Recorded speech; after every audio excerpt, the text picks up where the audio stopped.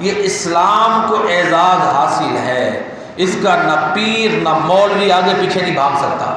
قرآن پیش کرنا اس کے اوپر لازم ہے، حدیث پیش کرے گا، اس سے آگے پیچھے ہوگا تو وہ غلط ہے۔ اور قرآن اصلی حالت میں محفوظ ہے، حدیث سنت اصلی حالت میں محفوظ ہے۔ اللہ نے قرآن اور سنت کو اصلی حالت میں محفوظ اس لیے رکھا ہے کہ لوگ ہر دور میں، ہر زمانے میں، ہر وقت میں ان سے رہنمائی لیں۔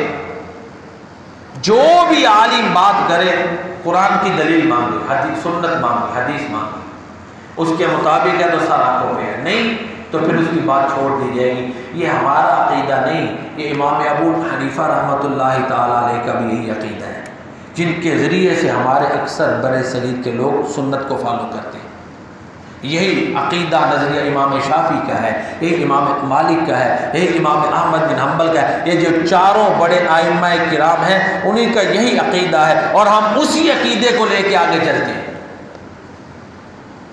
فائنل حتمی بات اللہ اور اللہ کے رسول کی ہے، اور ہر ایک پابند ہے اس کے مطابق چلے۔ اس سے کوئی ہٹ کے چیز پیش کر رہا ہے تو اس کو چھوڑ کر قرآن و سنت کی طرف لوٹ